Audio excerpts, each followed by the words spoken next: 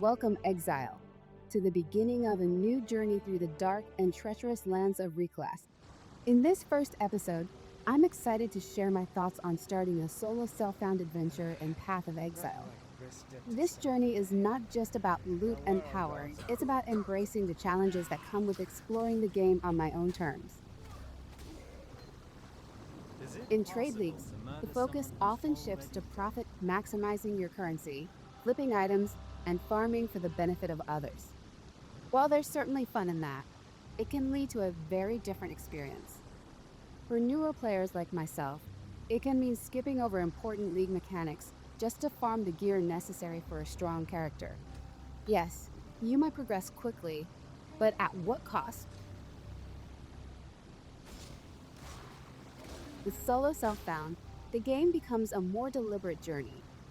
Sure, it's harder and slower, but every achievement feels that much more rewarding.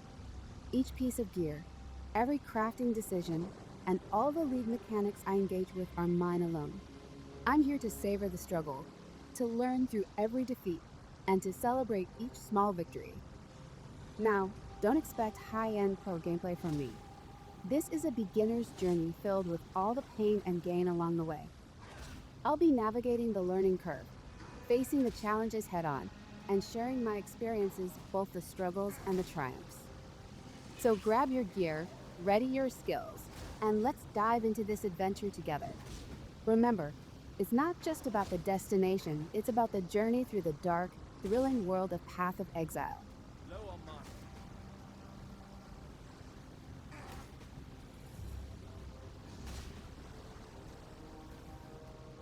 This is going to be a Locus Mine Power Siphon build.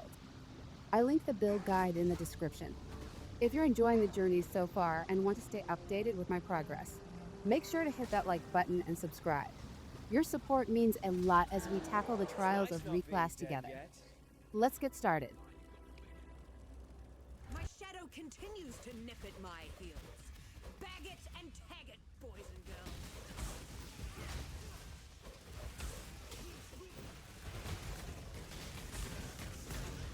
Now, let's be honest early on. The mine skills can feel pretty clunky. If you're just starting out, I'd recommend leveling with something else to ease the journey. However, I'm determined to embrace the unique mine playstyle, even if it means trudging through the frustrations of leveling with these explosive tools. It's definitely not the smoothest experience, especially until we unlock the automation that allows our mines to trigger automatically. But hey, every challenge brings its own rewards, right?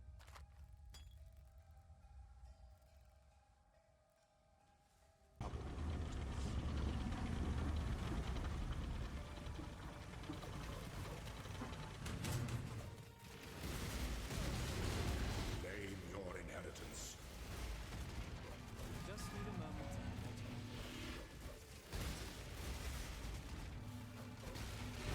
So far, these encounters feel a bit unconventional. The indirect damage we deal can be tricky to aim, time, and trigger effectively. Remember, you need to stay about 3 meters away from your mines to detonate them, which adds a layer of complexity. You're constantly juggling aiming, dodging attacks, and ensuring you don't get cornered against a wall, because if that happens, you can't trigger your mines, and your damage potential takes a hit. While it can be a bit challenging right now, especially during these boss fights, it's still a blast. Later on, the positioning of your mines becomes less critical as they can clear screens effortlessly. But for now, I'm finding the process to be a bit tougher, though the fun factor is still very much alive.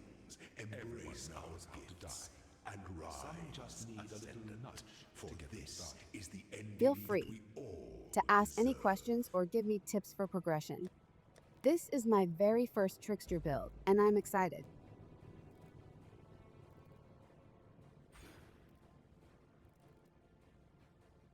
So far, the only item we've spent currency on is our 4-link chess piece.